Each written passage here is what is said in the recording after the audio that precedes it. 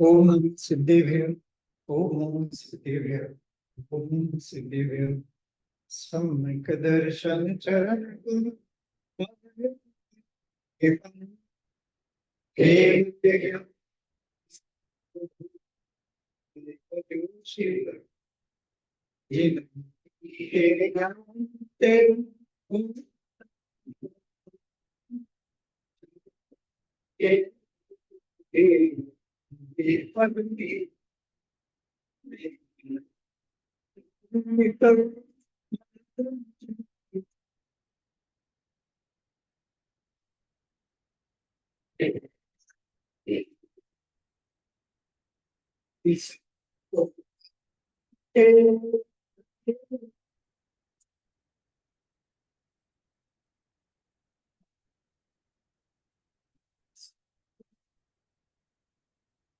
इस मंगलाचरण में केवल ज्ञान का उपाय।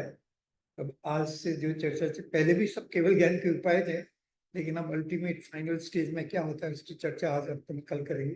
केवल ज्ञान जीव को कैसे होता है, अद्भुत बात है, सुनने को नहीं मिलती, अभ्यास करना कठिन है, लेकिन फिर भी इस ग्रंथ के सहारे अपन उसको समझेंगे और जिनवाणी के ज्ञान से केवल ज्ञान की प्राप्ति होती है।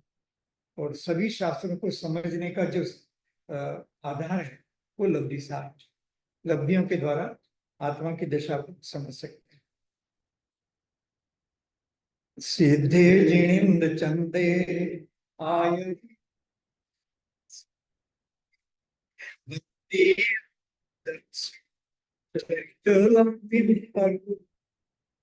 लब्धि दो प्रकार की, एक चारित्र लब्धि और एक दर्शन लब्धि। दर्शन लब्धि की चर्चा हमने पहले 5-6 दिनों में वही किया था, और कल हमने चारित्र लब्धि का स्टार्ट किया था। ध्यान से कंसंट्रेशन सुनिएगा। दो प्रकार की लब्धियां, चारित्र दर्शन लब्धि और चारित्र लब्धि। दर्शन लब्धि में हमने सम्यक दर्शन जीव को कैसे होता है, आत्मा का शुद्धांत कैसे होता है, 5 लब्धियों में करण लब्धि के द्वारा अल्टीमेटली जीव सम्यक दर्शन अर्थात आत्मा का अनुभव कैसे करता है, वो चर्चा ली।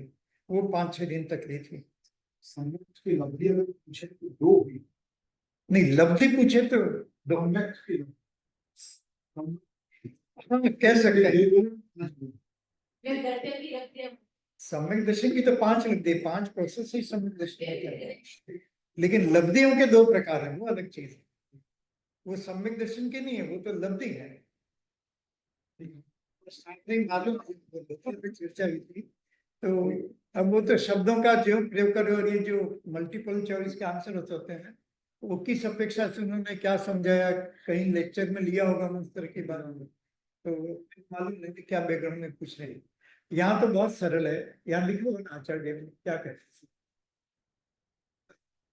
जिसमें सम्यक दर्शन और चारित्र, 2 लब्धि बताई, सम्यक दर्शन और चारित्र।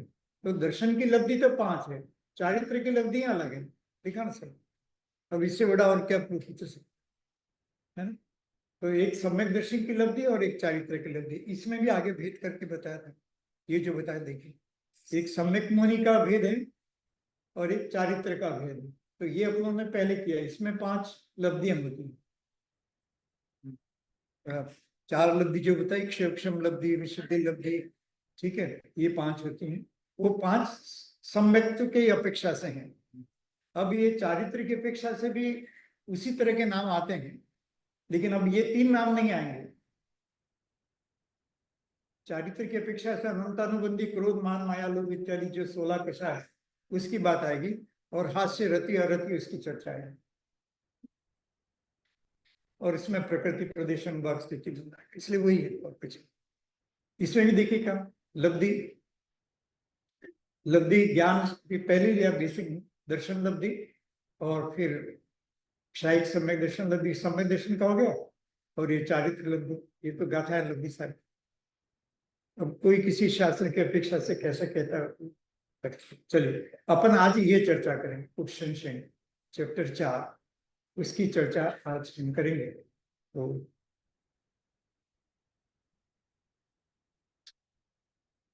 देखिए 5 लब्धि होती है, प्रसिद्ध है 5 लब्धि होती है, करण लब्धि आदि सब चर्चा की थी। कल शायद सम्यक दर्शन की चर्चा की थी।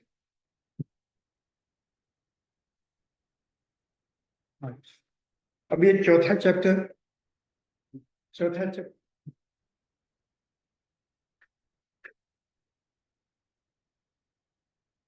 चौथे चैप्टर की चर्चा करेंगे, और इसमें उपशम,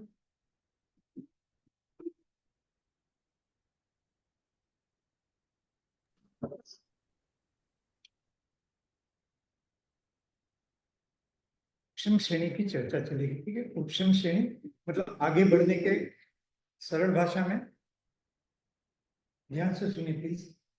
मुनिराज ध्यान में रहते हैं। मुनिराज का क्या काम है कल बताया था, पहले भी कई बार बता चुके हैं, ज्ञान और ध्यान।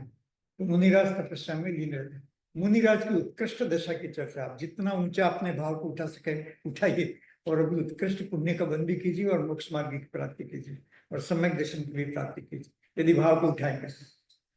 चलिए पकड़ में आया ना, कहाँ से अपन मतलब टेक ऑफ कहाँ से कर रहे हैं आज की टॉक में, कि भाई वो मुनिराज हैं, वो छठे सातवें में झूलते हैं, कभी बाहर आते हैं, कभी अंदर जाते हैं, कभी बाहर आते हैं, कभी अंदर जाते हैं, अंतर मुहूर्त में अंदर छठे और सातवें में।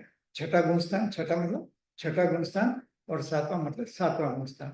तो सामान्य मुनिराज की यही दशा होती है, मतलब यदि आगे न बढ़े तो वो अच्छे, जिन्हें अच्छे मतलब जिनको समय दर्शन, अच्छे का और कोई मतलब नहीं होता।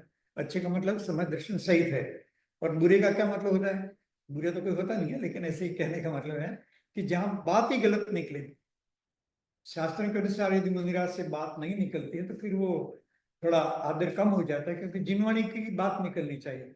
मुख चंद्र ते अमृत झरे छाला, नहीं, मुनिराज तो ऐसे होते हैं जिनके मुख से अमृत झरता है, जिसको सुन करके जगत के जीवों का कल्याण हो। और बहुत सारी ऐसी कथाएं, एक एक बार भी कुंद कुंद ने जंगल में मुनिराज को एक बार सुना, एक बार सुन करके ही ऐसा।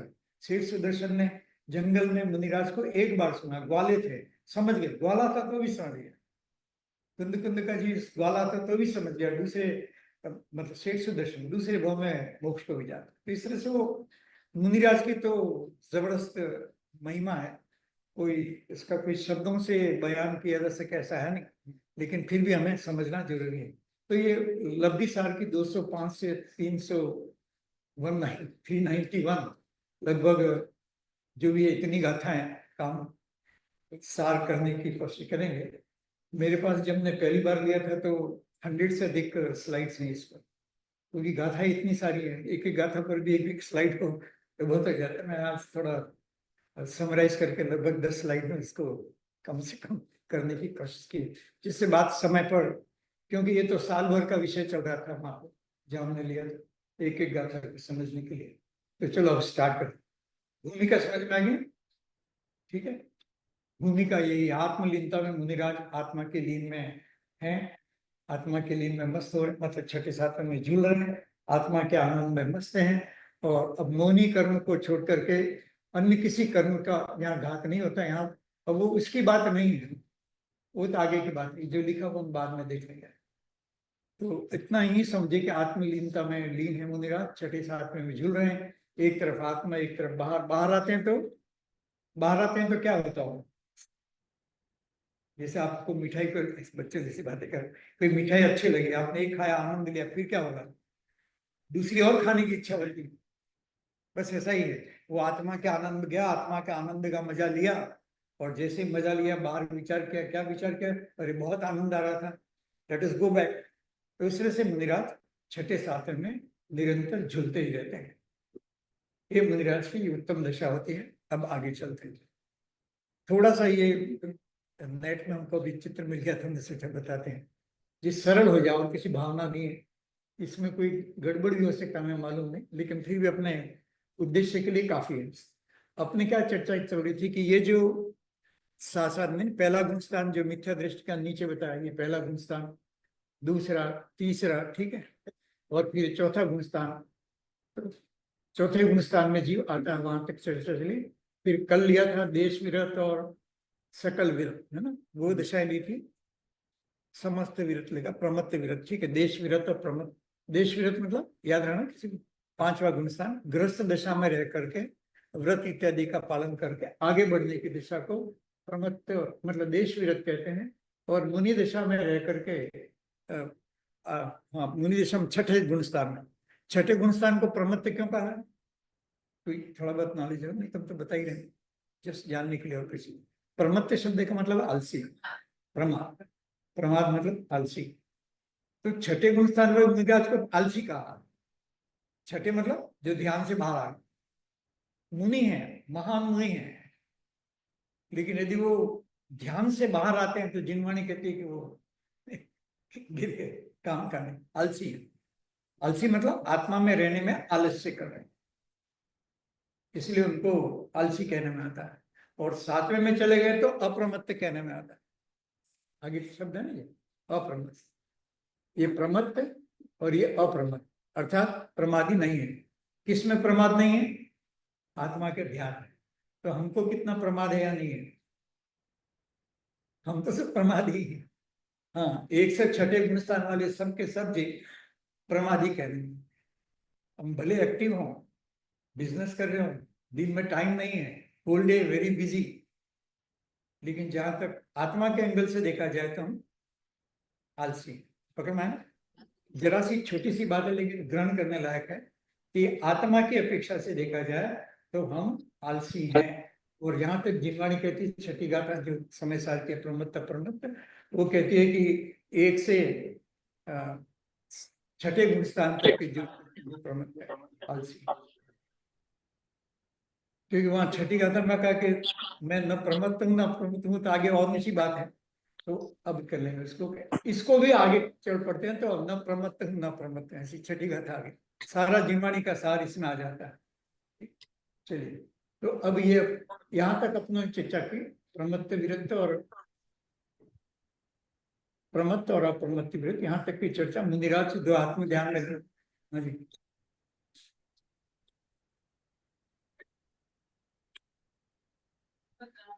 हाँ, वो कहाँ थी? श्रीमद राज चौथे गुण स्थान से ऊपर नहीं, चौथे, चौथे अधिक से अधिक व्रत पालन किया होगा, मुझे डालना डिटेल में मालूम नहीं है, लेकिन अधिक से अधिक पांचवें गुण स्थान। हाँ, इसलिए तो छठे में तो जा ही नहीं सकते, छठे आश्रम में तो जा ही नहीं सकते।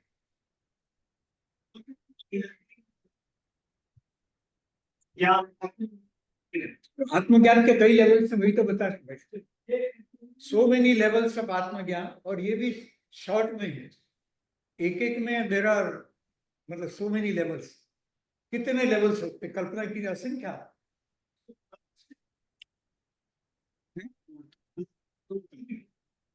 फोर्थ में आत्मज्ञान ही होता है, सम्यक दृष्टि ऐसा लिखा है, इसलिए आत्मज्ञान होता है, फोर्थ में आत्मज्ञान होता है। महान व्यक्ति थे श्रीमद, ऐसा कुछ बात नहीं है, लेकिन अब गुण संत गुण स्थान है, उनको मोक्ष हो गया ऐसा नहीं बोल सकते, जो सिस्टम वो तो सिस्टम है। नहीं नहीं, इसीलिए हम बता रहे हैं, अरे हम भी श्रीमद को बहुत पढ़ा है, इसलिए वैसा मत कीजिए, बहुत अच्छे ज्ञानी पुरुष थे। हाँ, मुनि बनना जरूरी है, और मुनि दशा नहीं आई थी, इसलिए वो छठे सातवें में नहीं हो सकते, चौथे भी थे, लेकिन यदि व्रतों का पालन किया हो, जिसके बारे में हमने डिटेल में कभी पढ़ा नहीं कि उन्होंने कैसे किससे व्रत लिए थे या प्रतिमाधारी थे या नहीं, हो भी सकता हमें मालूम नहीं। आई मतलब accept my ignorance about that, लेकिन क्योंकि बहुत पहले बहुत पढ़ा, थोड़े समय से हम पढ़ना बंद कर दिया। जैसे जैसे उम्र होती है, let us concentrate only on pure stuff जो है, क्योंकि जीवन में दूसरी बातें इसलिए वो क्विज और उसमें हम कभी कम रुचि लेते, क्योंकि हम दूसरी बातों में कहाँ जाए। अभी ये कैसे लीन होना और कैसे उसमें आगे बढ़ना, इसी पर कंसिडर कर, ठीक है। तो ये बात चली। और फिर आज जो चर्चा करेंगे वो अपूर्वकरण है ना, अपूर्वकरण, अनिवृत्तीकरण और सूक्ष्म सांप्राय और उपशांतकरण। देखिए इसमें ये सब ऐसे स्टेप्स बताए और इसको ब्लू बताया। क्यों बताया है? क्योंकि वहां से जीव गिर जाते हैं। ऐसा महान जीव जो आत्मा में लीन होने का भरसक कोशिश कर रहा है, लेकिन गिर सकता है। हाँ, तो इसको बोलते हैं उपशम श्रेणी। 11वीं तक जाकर गिर जाता है उसको बोलते हैं उपशम श्रेणी। और जो ये जो ऐसा एरो बताया 10वीं से सीधा 12वीं में चला जाता है उसको बोलते हैं क्षपक श्रेणी। हाँ, गिरेगा नियम सभी लेंगे डिटेल में। हाँ, अब अभी डिटेल में लेंगे तो विषय आगे बढ़े। अभी थोड़ा प्रश्न एकदम डायरेक्ट तो करिए, मत करिए, तो विषय कवर नहीं होगा। बाद में जब 15-20 मिनट रहेंगे जो भी, इसमें आप प्रश्न कर सकते हैं। नहीं तो विषय कवर नहीं होगा, और कुछ भाव नहीं है। प्रश्न तो आपका है, सराहनीय है। I appreciate the questions, okay, because you are thinking. जिनमणि भी कहती है कि if somebody is asking question, you answer it first, ठीक है, क्योंकि that person is thinking about something, it should be answered। लेकिन टाइम का लिमिटेशन, हम 2 घंटे बैठे हो तो कोई बात नहीं, हम तैयार। हम कई बार जब मद्रास में थे तो पूरे दिन भर चर्चा करते थे, ब्रेक ओनली फॉर मतलब कुछ नाश्ते के लिए। ऐसा कई दिनों तक किया, संडे को भी जानते नहीं भी दिन भर। तब उस विषय को और अपन खुला खुला करके ले सकते। अपने पास समय की लिमिटेशन है, इसलिए ऐसा बोलना पड़ता है। बाकी प्रश्न इज ऑलवेज बेस्ट थिंग। जिनवाणी की व्यवस्था है कि प्रश्न होना चाहिए और प्रश्न का उत्तर देना भी चाहिए। सैनिक राजा ने महावीर भगवान से और गौतम गण से 60,000 क्वेश्चंस किए थे। 60,000 क्वेश्चंस, याद है कितने प्रश्न किए थे? 60,000। ऐसा तो कोई दिक्कत नहीं, प्रश्न का तो जेम्सटन्स का फिजिकली खर्चा मतलब मन में पैदा होता है कितना जो विचार आया, फिर उनका समाधान होता है। और कभी ऐसा आता है कि गणदर से प्रश्न किए तो गणदर की हो तो समाधान हो, लेकिन अधिकतर समाधान हो जाए। जैसे अपन आगे पढ़ेंगे तो सुनते सुनते समाधान होगा कि किसकी बात कर किस पर। चलिए, तो एक विजुअलाइजेशन के लिए चित्र हमने लिया था कि हम कहाँ बात कर रहे हैं, हम यहाँ की बात कर रहे हैं, और कहाँ से वहां जाने की बात करें। या 8वां गुण स्थान जो है अपूर्वकरण, 8वें गुण स्थान का नाम है अपूर्वकरण। अपूर्वकरण लब्धि में भी आया था, है ना। करण लब्धि की बात की तो 3 करण लब्धि थे, अधकरण, अपूर्वकरण और निवृत्तिकरण। ये तीनों शब्द यहाँ पर भी आएंगे, लेकिन डिफरेंस क्या है कि वहां सम्यक दर्शन के कॉन्टेक्स्ट में लिया था, यहाँ चारित्र के कॉन्टेक्स्ट में। चारित्र महान है, चारित्र तो चारित्रम फलुदम, लेकिन चारित्र सच्चे चारित्र की बात है। अपने मन से कोई भी सोच ले कि मैं चारित्र हूँ, मैं एक दिन मंदिर जाया रोज जाता हूँ तो मेरा चारित्र है, या मैंने 2 उपवास कर लिए तो मैं चारित्र में महान हूँ, वो गलत है और कुछ नहीं। उपवास महान चीज है, करना चाहिए, जितना हो सके करना चाहिए, लेकिन उसी को चारित्र मान के बैठ जाओ, इसकी बात ठीक। चलिए, अब अपन विषय में चलते हैं। ये बैकग्राउंड विजुअलाइजेशन, इमेज क्रिएशन, इसके द्वारा थोड़ा वही हमारा लक्ष्य था और कुछ। तो आगे चलते हैं। अब ये उपशम श्रेणी चढ़ना याद रहेगा ना। उपशम श्रेणी चढ़ना मतलब 8वें गुण स्थान से 11वें तक जाना, 8वें से 11वें तक जाना। तो 7वें गुण स्थान से ऊपर, 7वें गुण स्थान से ऊपर जाकर, 7वां गुण स्थान मतलब वापस फिर रिपीट करते हैं। 7वां गुण स्थान अर्थात, हाँ, और कोई सरल भाषा, हाँ, प्रमुख बराबर है। नहीं, वो मुनिराज जो है 6ठे और 7वें में झूलते हैं, वो बात बताना सरलता से। मुनिराज 6ठे और 7वें में झूलते रहते हैं। अब मुनिराज हजारों बार, पहले की लाइन हम पहले बोल देते इससे बात क्लियर हो जाए। मुनिराज हजारों बार, कितने बार?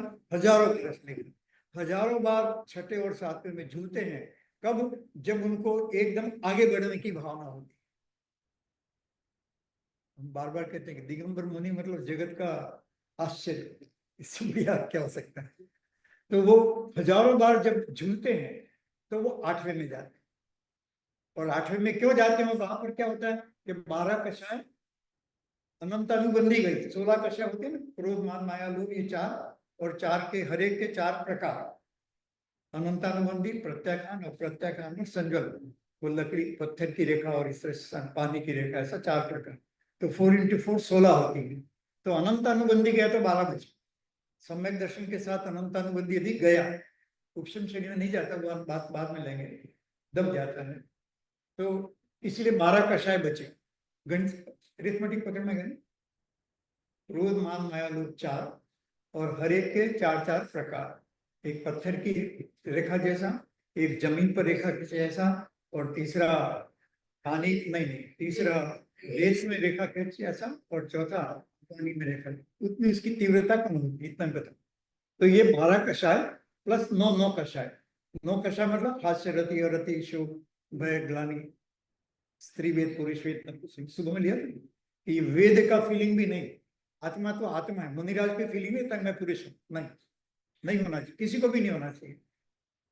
तो अपने तो उत्तम क्षमा धर्म जब क्षमा मांगते हैं तो एक सेंटेंस आता है कि हे भगवान, मैंने किसी भी संसार के प्राणी को स्त्री पुरुष नपुंसक इत्यादि देखा हो, जानवर उस पर्याय में देखा हो, तो मुझे माफ कर दो। क्यों? क्योंकि हम तो सब आत्मा हैं, हम न पुरुष हैं, न स्त्री हैं, न जानवर हैं, न नारकी हैं, न देव हैं। वो तो सब गतियों के नाम है, शरीर की अवस्थाओं के नाम है। हम बेसिक जो है वो तो आत्मा है, और इसलिए माफी। सारे जगत क्षमा वाले के दिन वास्तव में सारे जगत के जीवों से माफ है, अपने जिससे गलती किया वो नहीं, सारे जगत के जीवों से। क्योंकि बात करते कहते ये देव हैं, ये नारकी, हम बोलते हैं, हम भी बोलते हैं, आप भी बोलेंगे। तो गलती है ना, वैसे देखा जाए अध्यात्म की गहराई सी दृष्टि से देखा जाए, सब आत्मा है, सारे ब्रह्मांड के सब जीव आत्मा ही हैं, ऐसी एक दृष्टि हो जाती है तो आत्मा ही आत्मा दिखता है। तो ये मुनिराज की भी ऐसी दशा हो जाती है कि 12 कषाय और 9 कषाय, इसलिए हास्य किसकी मजाक करें, सभी तो आत्मा है, सभी तो भगवान है, किसकी मजाक उड़ाना है। हास्य रति, किससे राग करें या ना करें, किसको ग्लानि करें और किसको स्त्री पुरुष इत्यादि देखें। तो ये 12 कषाय और 9 कषाय, तो ये उपशम श्रेणी या जो चारित्र है, देखिए चारित्र की क्या परिभाषा मुनिराज के ऊपर की दिशा में, 21 कषाय का उपशम करना वो चारित्र है। जबरदस्त परिभाषा, व्रत अपने उसको चारित्र नहीं कहा। ये जो कषाय हैं, क्रोध मान माया लोभ के प्रकार 12 प्रकार और 9 कषाय के प्रकार, उनका उपशम और उनका क्षय देखिए लिखा जाता है। उपशम श्रेणी जो आज चर्चा करेंगे, जिसमें 21 प्रकृति का उपशम होता है, 8 9 10 11, ठीक है, उसमें उपशम होता है। और कल जो लेंगे क्षपक श्रेणी, उसमें उसी 21 प्रकृति का क्षय होता है। उपशम मतलब शांत होना, और क्षय मतलब इसका सत्ता से भी खत्म हो जाना, यहाँ पर सत्ता से खत्म हो जाना। तो ये कर लेंगे, इसको क्षपक श्रेणी बोलते हैं और इसको उपशम श्रेणी बोलते हैं। गुण स्थान में जरा सा अंतर है, आपने नोटिस कर लिया होगा, ये 8 9 10 11 तक जाता है और ये 11 में नहीं जाता, क्योंकि 11 में से जाकर के नियम से जीव गिर जाता है, इसलिए 8 9 10 और 12 में जाता है। अब देखिए वो जो 3 करण की बात कही थी सम्यक दर्शन में, फिर से अधप्रवृत्त, अपूर्वकरण और अनिवृत्तिकरण 3 लिए थे। 3 में क्या डिफरेंस है, रेट ऑफ, मतलब आत्मा की जो ध्यान की रेट है वो रेट बढ़ती रहती है, सरल बात बढ़ती जाती, तीनों में तीसरे में हाईएस्ट हो जाती है। तो ये चारित्र मोनी का भी इसी तरह से, ये 11वें में नहीं जाते हैं, यहाँ पर भी आत्मा की ध्यान की दृष्टि बढ़ती जाती है, लेकिन वो चारित्र की अपेक्षा से, मतलब आत्मा की लीनता की अपेक्षा से। अर्थात अंदर में तो सभी जगह आत्मलीनता है, सम्यक दर्शन के समय भी आत्मलीनता थी, लेकिन यहाँ आत्मलीनता 21 प्रकृतियों के उपशम सहित, वहां केवल 7 प्रकृतियों के उपशम सहित, 4 अनंतानुबंधी और 3 मिथ्यात्व। इतना बेसिक तो याद, सबको याद हो जाना चाहिए, मिथ्यात्व मिश्र और सम्यक प्रकृति। तो वहां 7 की बात थी, यहाँ पर कितने कर्मों की बात है, 21 कर्मों की है जी।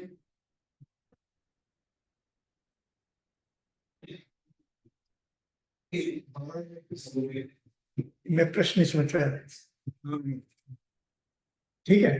तो अब ये कहना है, देखिए अंतर्मृत काल तक अधप्रवृत्त, प्रमत्त स्वस्थान में होता, मतलब सातवें ही गुण स्थान में आगे बढ़ने के पहले अध प्रवृत्त करण होता है। नाम नहीं है गुण स्थान में, लेकिन अध प्रवृत्त होता है। जैसे टेक ऑफ में तैयारी करते हैं हवाई जहाज की, अभी उड़ा नहीं है लेकिन पहले ही ग्राउंड प्रिपरेशन चलती है। ऐसे ही सातवें गुण स्थान में मुनिराज टेक ऑफ करने के लिए, आत्मा की और ऊंचाइयों की गहराई में ध्यान करने के लिए जो दशा होती है प्रारंभ अध प्रवृत्त यहाँ होता है। लेकिन यहाँ किसमें हो रहा है? चारित्र की। किसमें? 21 प्रकृति, 21 कर्मों में ये हो रहा है। बराबरी समझ में आएंगे 21 कर्म क्या होते हैं? ठीक है, क्रोधमान माया लोग के 3 प्रकार 12 और 9 कषाय, हास्य रति रति मजाक करना इत्यादि सब, और स्त्री पुरुष वेद इत्यादि। अब छठे सात देखिए क्या लिखा है, ये शास्त्र की लैंग्वेज है। छठे सातवें गुण स्थान में हजारों बार गमनागमन करके सातवें में विश्राम करके आगे जाते हैं। हजारों बार छठे सातवें में झूलता है, तब वो शांत हो जाता है और शांत होकर आगे बढ़ता है। ऐसे याद रख, ये लाइन याद रख, गमनागमन छठे सातवें में। और इसलिए पंचम काल में मुनिराज आठवें में नहीं जा सकते। क्यों नहीं जा सकते? क्योंकि छठे सातवें में हजार बार गमनागमन ही नहीं करते, वो अपने को दूसरे कामों में बिजी कर देते हैं। समाज के कल्याण, किसी निंदा नहीं कर रहा, मैं तो व्यवस्था बता रहा हूँ। हमारा किसी से कोई मतलब नहीं, मैं तो आपको वस्तु व्यवस्था बता रहा हूँ कि व्यवस्था क्या है। व्यवस्था ये है कि हजारों बार छठे सातवें में झूले तो आगे बढ़ने का प्रयास होता है। उतने कर्म कमजोर हो गए। हजारों बार विचार करने का क्या मतलब है? उतने ही वो जो कर्म है क्रोध मान माया लोभ, और नहीं करेंगे तो नहीं होगा, बस वही बता रहा हूँ। हम गणित की बात कर रहे हैं, किसी की निंदा किसी की प्रशंसा कुछ भी नहीं है। ये छठा सातवां है तो छठा सातवां, और आठवां है तो आठवां। सिंपल गणित की बात, आठवां आठवां है और छठा सातवां छठा सातवां। ऐसे थोड़ा मजाक के लिए 7 और 8 में कितना डिफरेंस है, गुणस्थान नहीं, ऐसे गणित की बात कर, थोड़ा लाइटर 7 और 8 नहीं, एक कैसे होगा? अभी 0.1 और ऐसा करते जाए 7.7 zero zero zero zero zero फिर 1 और 0.002 कितना ही हो। 7 कभी 8 होता ही नहीं गणित में, नहीं 7.9999999 ऐसा चलते रहिए। तो इसीलिए बहुत डिफरेंस है, भले लगता है कि एक डिफरेंस है, वो हमारे सरलीकरण के लिए, सरलता से हमारे लिए तो 7 के बाद 8 ही आता है। यहाँ पर भी ऐसा ही है, ठीक है। लेकिन जो ये गुण स्थान है वो गुण स्थान हो ही नहीं सकता। ये है आठवें में, क्या तो महात्मा के लीनता की हायर लेवल है, वो 7वें लेवल वाली हो ही नहीं सकते। ठीक है, तो इसलिए गणित के थोड़ा प्रिंसिपल भी अपने को ध्यान में रखने चाहिए। आप सब जानते हैं, खेलिए हजारों बार गमनागमन करके विश्राम करके दर्शन मोह का क्षय करके शाही या द्वितीय श्रम सम्यक होकर चारित्र मोह का उपशम करता है। एक शब्द चलता है, मैं थोड़ा 1 मिनट के लिए समझा दूं आपको। द्वितीयोक्षम की चर्चा चलती है, थोड़ा समझाना इसको कठिन है, लेकिन द्वितीय मतलब दूसरी बार, दूसरी बार उपशम। पहले उपशम किया था जब सम्यक दर्शन प्राप्त किया था, उपशम सम्यक दर्शन ऐसा कहा। ये चारित्र में होता है, इसलिए है तो सम्यक तो, क्योंकि पहले पक्का नहीं हुआ था। पहले पक्का नहीं हुआ था तो श्रेणी चढ़ने के लिए दूसरी बार वो करता है, ये होकर चारित्र मुख का उपशमन करता है, लेकिन क्षय नहीं करता है। क्षय करेगा तो, हाँ बहुत अच्छा, क्षय करेगा तो क्षपक श्रेणी में आएगा। क्षय नहीं कर रहा, उपशमन कर रहा है। इसलिए उपशमन का हम बहुत सरल एग्जाम्पल देते हैं, शायद पहले दिन भी दिया था, कि यदि किसी बॉल को उछालना है और मैं जरा सा ऐसा उछालूं तो सीलिंग को हिट नहीं करेगी। यदि सीलिंग को हिट करना है कोई भी टारगेट, तो उसको जोर से फेंकना पड़ेगा। जैसे ज्वेलिंग थ्रो या कोई कॉम्पिटिशन हो या बॉल, तो उसको उतनी ताकत, जितना लक्ष्य है उतनी ताकत से उसको फेंकेंगे तो टारगेट हिट करेगा। नहीं तो खाली जरा सा उछाल देने से। तो ये छठा सातवें में क्या होता है, जरा सा उछलता आत्मा का भाव। तो जो आठवें के लिए जो लेवल चाहिए वो लेवल आता नहीं है। तो इस तरह से इसीलिए भगवान ने कहा कि पंचम काल में छठे सातवें गुण स्थान में मुनिराज अधिक से अधिक जाए तो जा सकते हैं, आगे नहीं जा सकते, क्योंकि ये कुछ करते नहीं। चलिए, तो द्वितीयोक्षम इस तरह से आता है। अब शॉर्ट में उपशम विधान, ये उपशम श्रेणी चढ़ने का जो विधान है उसमें 8 चैप्टर्स हैं। कई गाथाओं में चला है, 220 से बहुत। कई गाथाओं का सार मैंने इस एक स्लाइड में भर दिया है। 8, एक या नेक्स्ट स्लाइड में 8 डिविजन है उसके। चारित्र्यों का उपशम, ये किसका उपशम है? चारित्र्यों। पहले किसका था? दर्शन मूल। ये चारित्र्यों का है, डिफरेंस को याद रखिए हमेशा।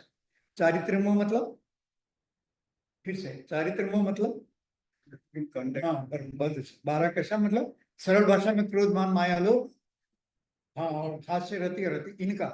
तो ये आपको ये रियलाइज करना चाहिए, नाम याद रहे नहीं रहे, भूमिस्थान याद रहे, ये कितने बड़े बाधक हैं। ये क्रोध मान माया लोभ जो हम दिन रात करते रहते हैं। उपवास करना इजी है, क्रोध को रोकना डिफिकल्ट है। उपवास किया जाता है क्रोध को रोकने के लिए, भावों को शांत करने। शरीर कमजोर हुआ तो फिर भाव भी कमजोर हो जाते हैं। तो समझ में आ रहा है? इसलिए किया जाता है, भूखे रहने के लिए नहीं किया जाता है। भूखे रहने से क्या फायदा? कोई फायदा नहीं। लेकिन वो करके हमारी इंद्रियां शिथिल हो जाती हैं और हमें ख्याल में आता है कि क्रोध मान माया वो लक्ष्य है। कभी उपवास इज नॉट फॉर उपवास सेक, उपवास is not the target. Target क्या है कि उपवास करके क्रोध मान माया लोभ के भाव, जिसको हम ऑर्डिनरी गिनते ही नहीं है धर्म में, यही एक लाइन आप इस लब्धि सार से पकड़ लें तो आपका डायरेक्शन मतलब बहुत अच्छा हो जाएगा।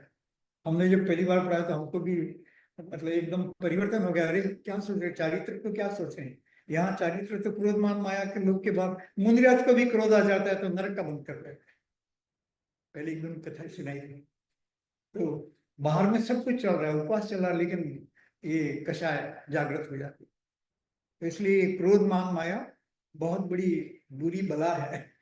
हमें जितना भी हो सके हम सब, हम नहीं कहते कि आज ही सब कुछ हो जाएगा, गुण स्थान प्रमाण होगा, लेकिन जहां तक हो उन भावों पर ज्यादा जोर मत दीजिए। चलिए, इसमें 8 है, मैं एक एक का अर्थ समझा देता हूँ। सरल 3 करण तो आप जान ही गए। अपूर्व करण नहीं, मतलब अधकरण, अपूर्व करण, ये 3 करण होते हैं। तो इसमें भी 3 करण होते हैं, चारित्र मुख की अपेक्षा से, दर्शन मुख की अपेक्षा से नहीं। चारित्र मुख के 3 करण होते हैं। और स्थिति आप जानते हैं, याद रहा, ड्यूरेशन। ड्यूरेशन, कर्म कितने समय तक, तो ड्यूरेशन भी उपशम होती है। कितने लंबे समय तक ये कर्म चलेगा वो उपशम हो जाता है। क्षय, उसमें क्षय होगा, इसका पैरेलल कल चलेगा जिसमें क्षय होता है। तो इसलिए अभी बता देते हैं जिससे कल इजी हो जाएगा। और बंदा को सर नहीं आ रहा है, हाँ, जैसे पहाड़ है वो बताया था ना कि बरसात हुई तो जरा मिट्टी नीचे कट, हाँ, कटता रहता है।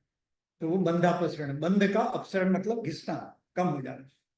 कटना नहीं, वो कटना नहीं, लेयर कट गया वो नहीं, लेयर का घिस जाना। जैसे वस्तु घिस जाती है ना, सब जानते हैं। इस तरह से यहाँ घिसने को बंधापसरण बोलते हैं।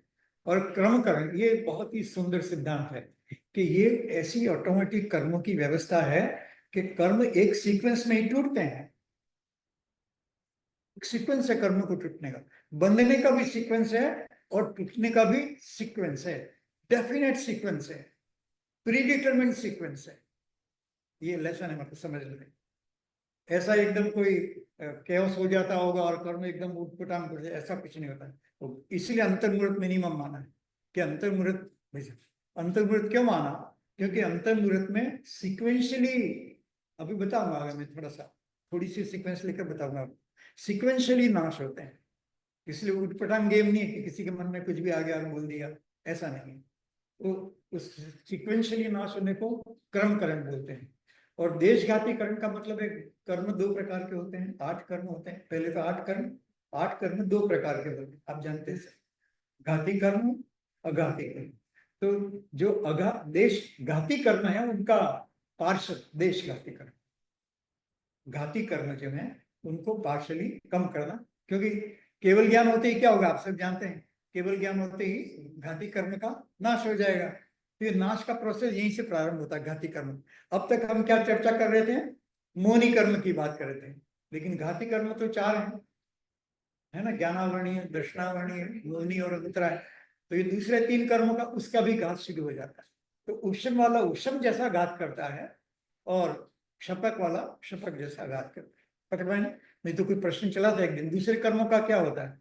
अब मोनी मोनी मोनी की रट लगा दे दूसरे कर्मों का क्या होगा? तो यहां से चालू होते हैं दूसरे कर्म, पहले नहीं। मतलब क्या हुआ कि सम्यक दर्शन नहीं हो तब तक दूसरे कर्म हिलते भी नहीं। सम्यक दर्शन अर्थात कर्मों का सेनापति जब वो हार मान लेता है तब दूसरे कर्म भी भागने लगते हैं, पहले नहीं। इसलिए सम्यक दर्शन कितना क्रुशियल आप समझ लीजिए। इसलिए पहले उसकी चर्चा की और लंबे समय तक चर्चा की, 5-6 दिन इस पर लगा। फिर अंतःकरण। अंतःकरण का मतलब एक दिन हमने ये बताया था, अंतःकरण का मतलब है कि जैसे वो वर्ल्ड ट्रेड सेंटर पे गिरा है, बीच में जाकर के हिट करना। कर्मों की लेयर्स पंक्तिबद्ध कर्म है, और उसको खत्म करने के लिए बीच में से कर्म की लेयर को भाव करके, भावों के द्वारा जब वो बीच की लेयर को हिट करता है तो सारा का सारा कर्मों का जो स्ट्रक्चर है वो वीक हो जाता है। पहले वीक होता है विषम, और फिर बाद में जाकर के उसको उड़ा दिया। ठीक है, बट याद रखेगा, ट्रेड सेंटर आप जानते हैं बीच में से हिट किया था, जिससे सब बिल्डिंग कमजोर हो जाती है और फिर गिर, इसको बोलते हैं अंतर करना। बीच, अंतर मतलब बीच में जाकर के हिट करना उसको, मतलब कर्मों के जो पहाड़ हैं, कर्म भूभृता नहीं, कर्मों के जो पहाड़ हैं उसको इस तरह से अंतरकरण करते हैं, और फिर बाद में तब उपशमकरण होता है। तब वो दूसरे जो 4 आघाती कर्म और दूसरे कर्म भी वो उपशम अर्थात कमजोर होते हैं, शांत हो जाते हैं। ये सारा एक लाइन में सार है। अब उसका स्थिति, अब एक एक को अधकरण, तो अधकरण शातिशय प्रमत्त भी कहते हैं। तो अधर 3 करण होते हैं, और उसमें स्थिति बंधापचरण ये भी होता है। तो कितनी रेट से होता है? पल्ले के असंख्यात प्रभाव। अब वो सागरोपम घट गया, ठीक है, अभी कहाँ पल्ले की रेट आ गई। एक सागर में कितने पल्ले होते हैं? कोई भी, करोड़ों में, कोड़ा कोड़ी पता नहीं। नहीं मतलब पल्ले की डेफिनेशन दी है। हाँ, नहीं कोड़ा कोड़ी, वो तो कोड़ा कोड़ी, वो सागर नहीं। हाँ, 47 अंक प्रमाण जो नंबर आता है, तो उसमें भी करोड़ का गुना है, इसलिए मैं करोड़ से आगे हूँ। तो वो स्थिति बंदापचरण पल्ले की रेट से होता है। पहले पहले याद रखना, सम्यक दर्शन के समय क्या हो रहा था? जो 70 कोड़ा कोड़ी है वो घट करके एक कोड़ा कोड़ी में आया है। याद है, सिंपल अरिथमेटिक। 70 कोड़ा कोड़ी घट करके एक कोड़ा कोड़ी में आ गया, जो सम्यक दर्शन उसके बाद होता है, तब वो पात्रता बनती है। यहाँ पर ये पल्ले की रेट से ये घटने लगता है। पल्ले बहुत छोटा प्रमाण है सागर की अपेक्षा से।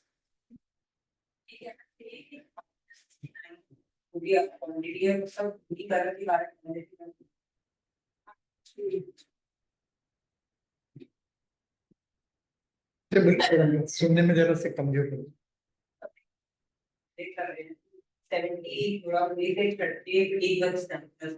बराबर।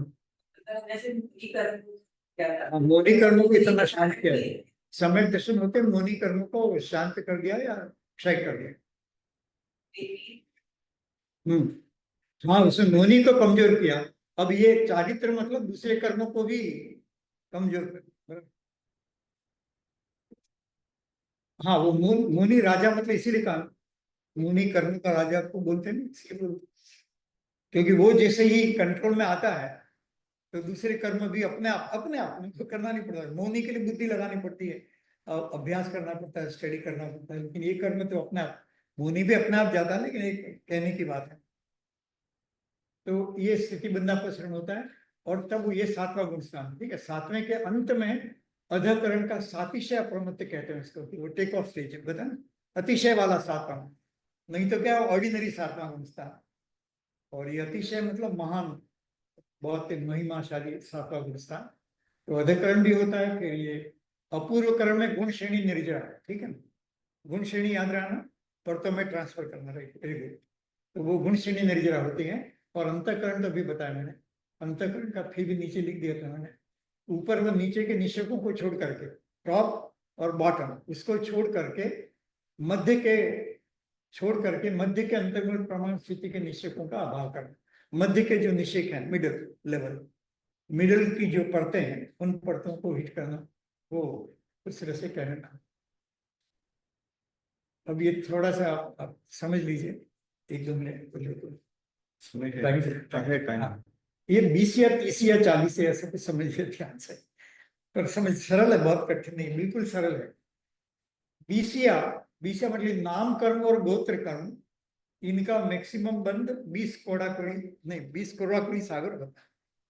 मोहिनी कर्म का बंद 70 कोड़ा कोड़ी सागर मैक्सिमम। और ये नाम और गोत्र का 20 नाम है, मतलब शास्त्र में इसका 20 कोड़ा कोड़ी का होता है। और 30 किसको का, ज्ञानावरणी, दर्शनावरणी, वेद और अंतराय, इनको 30 कहा। और 40 किसको कहा, अर्थ करिए, लिखा हुआ है चारित्र मुख, वो दर्शन मुनि था। 70 कोड़ा कोड़ी सागर जो कहा था, दर्शन मुनि था, हमारी गलत मान्यता का। और ये चारित्र के संबंध में गलत मान्यता हो तो 40 कोड़ा कोड़ी कर, 40 कोड़ा कोड़ी। लेकिन ये सब, ये 1.5 पल्ली की रेट से घटता है, और ये 1 पल्ली की रेट से घटता है, ये 1.5 पल्ली की रेट से घटता है, और ये 2 पल्ली की रेट से अधिक घटता रहता है। इस रेट से ये सब सिस्टमेटिक, जो क्रम करण बताया था, सिस्टमेटिक कर्मों का डिक्लाइन होता है। कुछ मतलब जिनवाणी कोई गॉसिप है, आपके लिए नहीं कर रहा, मैं तो समझा रहा हूँ, ठीक है। कोई सोचे कि जिनवाणी को ऐसा लिख दिया हुआ, ऐसा नहीं, पूरा केवली भगवान का ऐसा निर्णय, कल्पना नहीं कर सकते।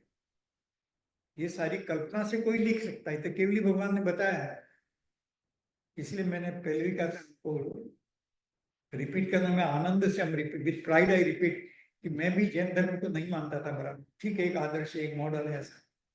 इवन 83 84 तक, 1984 तक, जब मैं 35 40 ईयर्स का, 35 38 35 के पास। लेकिन जिस दिन मेरे लब्धिसार मेरे हाथ में आया, मुझे सोचा कि इतना तो कोई गप लगा ही नहीं सकता, समझ में नहीं आया था। लेकिन पढ़ा और देखा तो इसकी गणित जो है, मुझे लगा कि ये बैफलिंग है एकदम।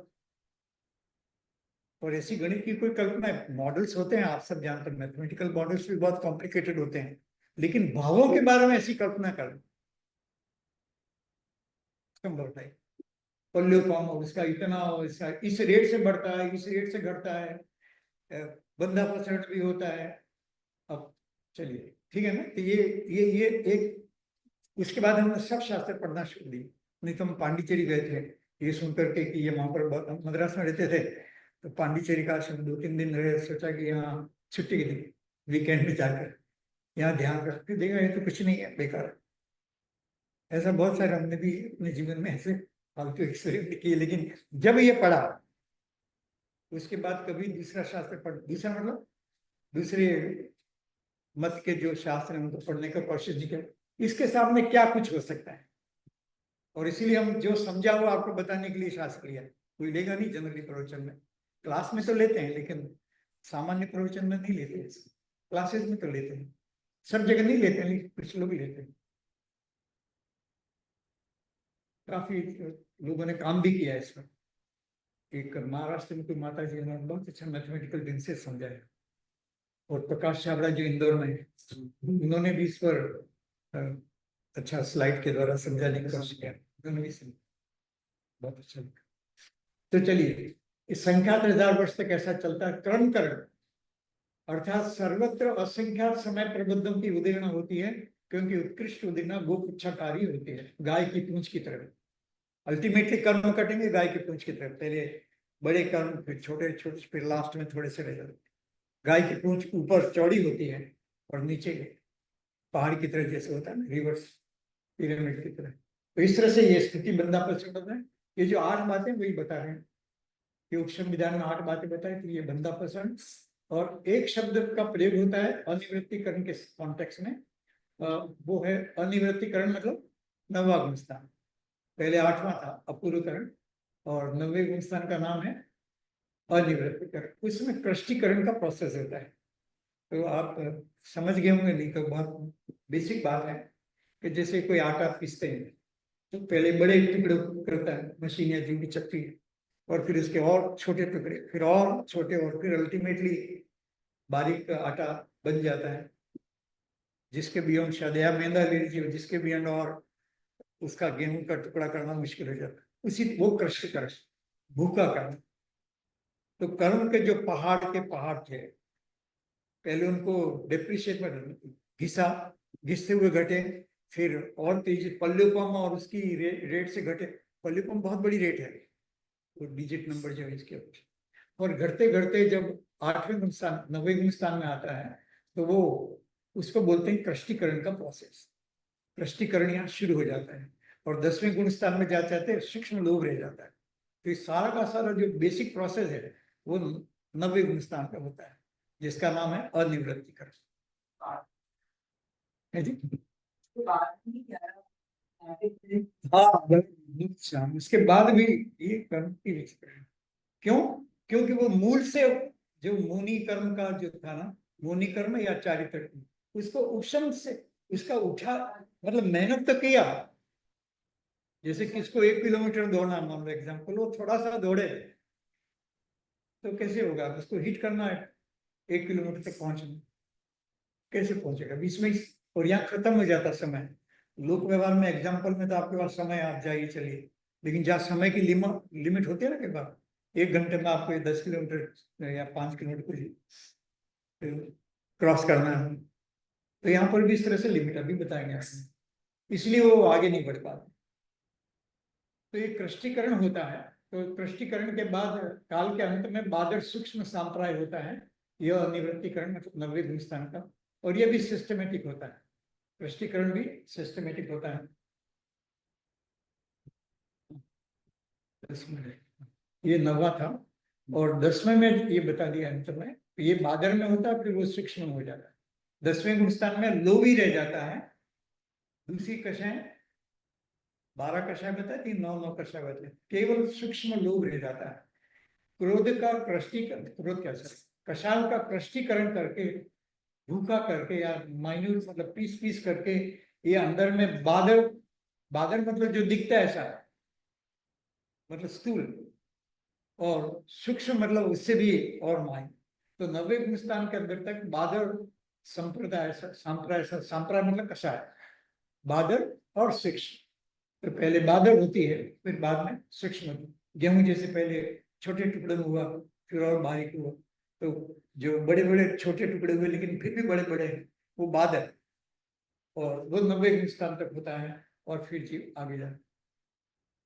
अब एक 11वें में कैसे जाएगा, 10वां मैंने एक लाइन में आपको समझा दिया। सूक्ष्म लोभ जो होता है, तो लोभ ही रहता है और कोई कषाय रहते नहीं, और वो भी सूक्ष्म, इसीलिए उसका नाम सूक्ष्म संप्राय है। लोभ है वो बहुत ही, हाँ, बारीक टाइप रह जाता है।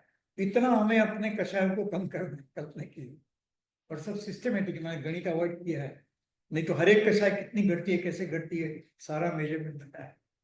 बहुत सुंदर।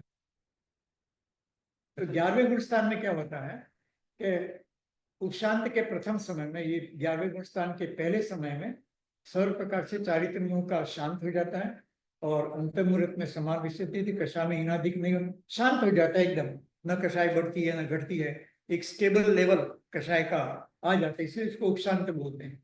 और उपशांत विताग नाम के 11वें गुण स्थान का इसका काल भी अंतर्मुहूर्त है। और इस अंतर्मुहूर्त के बाद नियम से, मतलब 48 मिनट नहीं, अंतर्मुहूर्त छोटा है, 48 तो मैक्सिमम है, छोटा अंतर्मुहूर्त होता है, और उसके बाद नियम से ये जीव गिर जाए, ट्रेजेडी। जो जीव इतना है, जो भी 11वें में जाएगा गिरेगा, क्योंकि वो पहले ही उसकी पहले ही उछाल कम है, मैंने बताया उछाल कम है उसका, बताया ना कि कोई बॉल इतना फेंकना है कि हिट कर जाए छत को, तब वो कर्म का नाश होगा।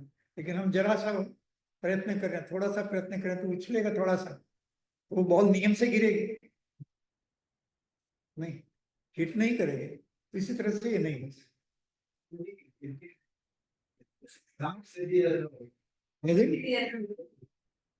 इसलिए ट्रेजेडी है।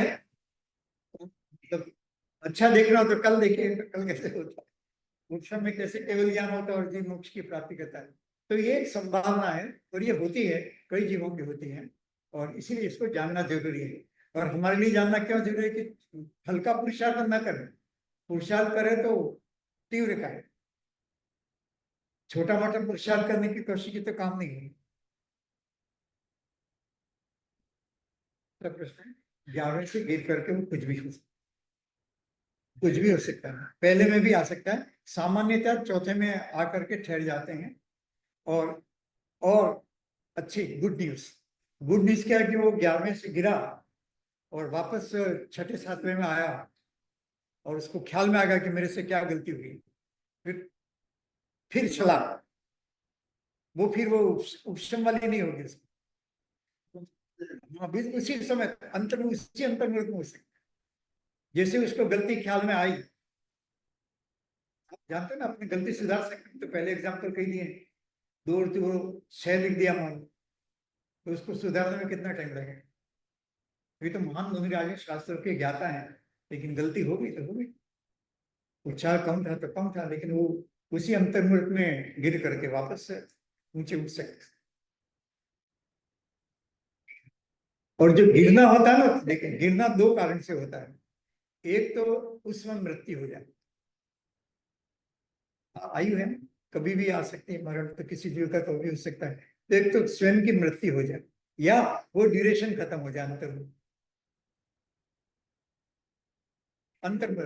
मैक्सिमम अंतर्मुख 45 तो ज्यादा है, लेकिन मतलब जो भी अंतर्मुख है, शास्त्र में यही वर्ड है, 2-4 सेकंड या जो भी 8 सेकंड 10 सेकंड जो भी इसका टाइम होता है।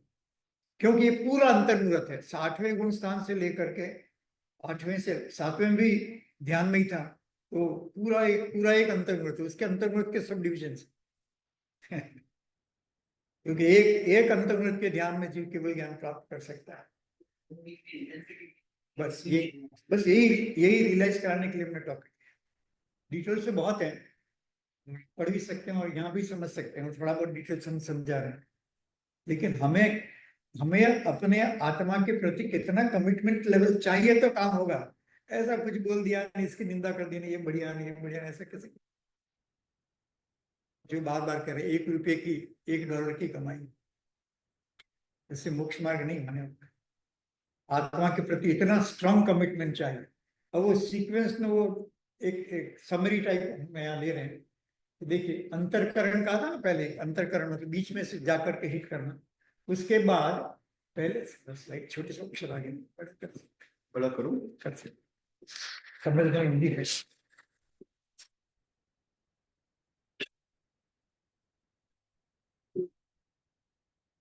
86।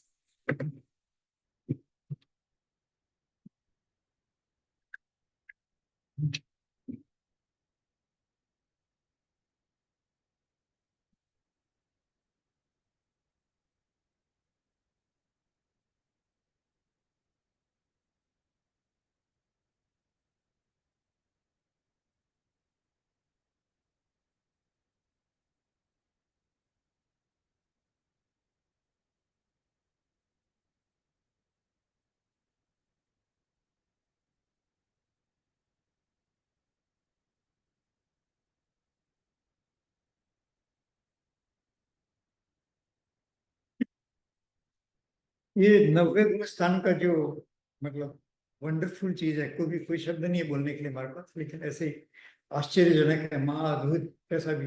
कैसा प्रोसेस बताया है और किस सीक्वेंस में कर्मों का नाश होता है। तो एक सीक्वेंस मैंने कहा ना, कर्मकरण, तो उसका सीक्वेंशियल कैसे होता है देखिए। उसके बाद जब अंतरकरण कर दिया, उसके बाद एक समय से पहले अंतर्मुहूर्त में पहले नपुंसक वेद का उपशमन होगा। वेद की जो भावना, नपुंसक वेद की भावना, ये तो मुनिराज तो ध्यान में उनको कोई भावना आती नहीं है, लेकिन कर्म सत्ता में पड़ा हुआ है। ठीक है, वो तो मुनिराज तो ध्यान में कोई ऐसा उनको कोई गलत भाव आता है ऐसा कुछ नहीं कहना है यहाँ पर, लेकिन वो सत्ता में पड़ा है। उस सत्ता में पड़े हुए नाश करने के लिए उस प्रकार का लेवल चाहिए, तो सत्ता में से कर्म नाश हो। पकड़े, किसी गलत फहमी ना हो। और मैं आपको ज्यादा कंट्रोवर्सी बात नहीं बताता। श्वेतांबर धर्म में कहा था कि इस वेद से मोक्ष हो सकता है, ये इस कषाय की बात कही है, वो वेद उस वेद की बात नहीं की है। श्वेतांबर मत कहते हैं कि भाई जैसे स्त्री को मोक्ष हो सकता है, तो वो स्त्री जो वेद है, मतलब फिजिकल नाम कर्म का कारण जो स्त्री वेद है, वो उसकी चर्चा कर रहे हैं। जबकि जिनवाणी में जो चर्चा के अंदर बहुत डिस्कशन है, मतलब 3 दिन तक एक श्वेतांबर भाई समय इस विषय पर चर्चा है हिम्मतदास में। तो हमने उनको बताया कि देखिए यहाँ पर तो ये वेद लिखे हैं, स्त्री वेद का उपशमन, और उसमें क्षय वाला कर देंगे ना, तो वहां लेंगे स्त्री वेद का क्षय। स्त्री वेद का क्षय मतलब स्त्री संबंधित जो भाव कर्म पड़ा हुआ, मतलब ये जीव फिर कभी भी स्त्री नहीं बनेगा। केवल ज्ञान होगा ना आगे थोड़ी देर में, तो उस कर्म की सत्ता में नाश होता है, उसको मोक्ष होता है, ऐसा नहीं। बहुत समझा है, लेकिन वो ये कोट करते हैं, वो कहते हैं कि दिगंबर शास्त्र में भी लिखा है कि स्त्री वेद से भी ऐसा होता है। तो फिर बताया कि ये भाव रूप है। वेद कौन, वेद क्या होता है जानते हैं ना, बिल बता, कई बार बताया, फिर बता देते हैं। हास्य रति अरति सुख वही तो है ना। और वो क्या है, कषाय, नौ कषाय। तो कषाय क्या है, भाव। ये तो भाव का एलिमिनेशन है।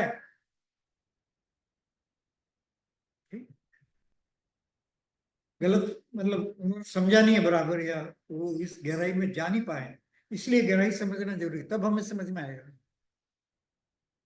चलिए, तो पहले नपुंसक वेद का उपशमन, फिर स्त्री वेद का उपशमन, फिर 7 9 कषाय का उपशमन, फिर 3 क्रोध का, फिर 3 मान का, 3 माया का, फिर 3 लोभ का, और इस तरह से 21 प्रकृतियों का उपशमन 7 अंतर्मृत में होता है। ऐसा सिस्टमेटिक आप याद नहीं रखने की कोशिश मत कीजिए, रख भी सकते हैं बार बार पढ़ेंगे तो, लेकिन कोई बात नहीं। पहले वेद का नाश होता है, इतना याद रखिए। पहले वेद का जो सत्ता में कर्म पड़ा वो जाता है, और उसके बाद ये, हाँ, 9 कषाय और ये सब जाते हैं। और पुरुष वेद कर रहा है, इसलिए पुरुष वेद का नाम इसमें है। यू स्टार्ट विथ पुरुष वेद, मतलब पुरुष स्टार्ट कर रहा है, इसलिए उसका नाम नहीं है।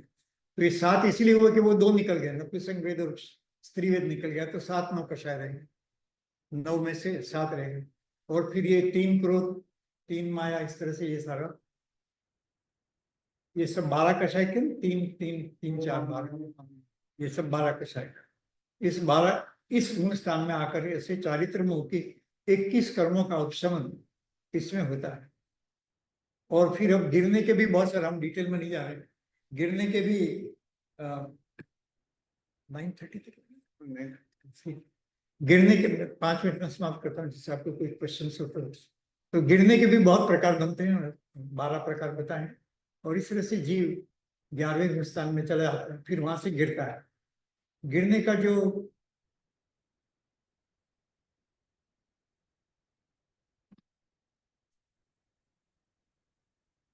ये तो कुछ हमने जय धवला से लिया था कभी, ये समझाने के लिए कि वो मोनी कर्म को छोड़ अन्य किसी कर्म का ऑप्शन नहीं होता। मोनी कर्म में ही ऐसा होता है चारित्र के संबंध में। अनंतानुबंधी का ऑप्शन नहीं होता, उसको विसंयोजन कहते हैं। थोड़ा कठिन है, छोड़ देते हैं समझने के, लेकिन शब्द याद रखें। विसंयोजन मतलब वो शांत भी नहीं हुआ और गया भी नहीं, नाश भी नहीं हुआ, लेकिन विसंयोजन हो गया, उस समय वो उदय में नहीं आता है। तो ये सबसे बड़ी कमजोरी है। हाँ, पढ़े होंगे ना आप, हाँ विसंयोजन, हाँ मोक्ष शब्द, कहीं भी हिंदुस्तान की बात आएगी, चर्चा की तो आएगा। तो इसका मतलब सरल सरल शब्दों में समझना हो, तो वो जो उसका उछाल था ना, वही पूरा ताकतवर नहीं था। उसे नाश या उपशम न करके विसंयोजन किया, पर थोड़ी देर के लिए अलग कर दिया। होता ना, ये प्रश्न बाद में डील करें ऐसा। तो चारित्र मोह का जो अनंतानुबंधी का नाश नहीं किया, भाई 7 का नाश करना चाहिए था ना, 4 अनंतानुबंधी और 3 मिथ्यात्व के प्रकट कर, तो उपशम भी नहीं करता है। अनंतानुबंधी का उपशम भी नहीं करता, नाश भी नहीं करता, लेकिन ऐसे जब बढ़ जाता है तो उसका स्टार्टिंग पॉइंट ही कमजोर है। होता है ना, किसी भी सब्जेक्ट में, कॉलेज में, यूनिवर्सिटी में भी होता है कि इसका बेसिक्स कमजोर है, तो उसको आगे की बात समझ में नहीं आती।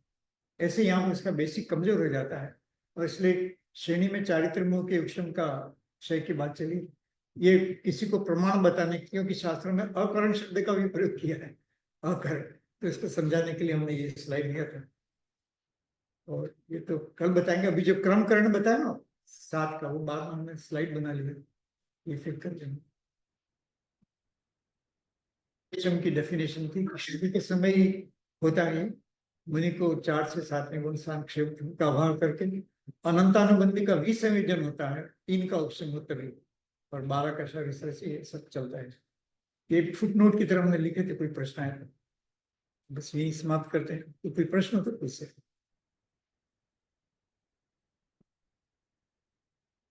अच्छा हाँ, एक पॉइंट और बताना था। गिरना कैसे होता है? तो गिरना रिवर्स प्रोसेस में होता है। यहाँ तक पहुंच गया ना, 11वें स्थान तक। ये 10 में लोभ का उपशमन हो गया, फिर 11 में चला गया। अब वापस आ गया तो फिर लोभ के नए परमाणु जो उपशम थे वो एक्टिव हो जाते, वो उदय में आए, तो उस प्रकार के कर्म का बंद करे। फिर माया का कितना सिस्टमेटिक बताया इस तरह से सब कर्मों का। और वापस ऐसा करके वो नीचे कहाँ तक भी गिर सकता है।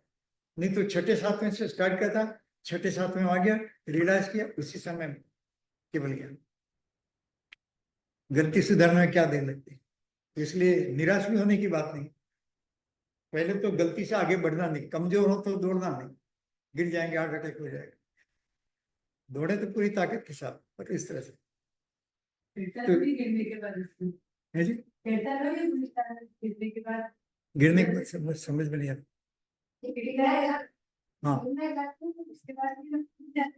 हाँ, वही पता है, उठ सकता है, वही बता। जरूरी नहीं कि उठे, लेकिन उठ सकता है उसकी।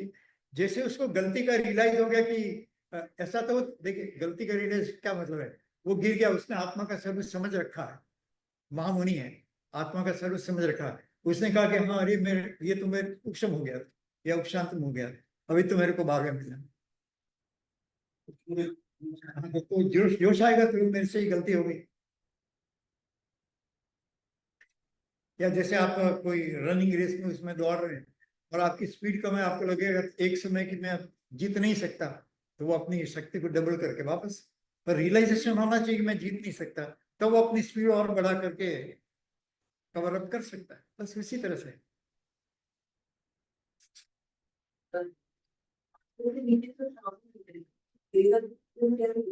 नहीं वो सब गिरेगा कैसे बराबर आपकी बात।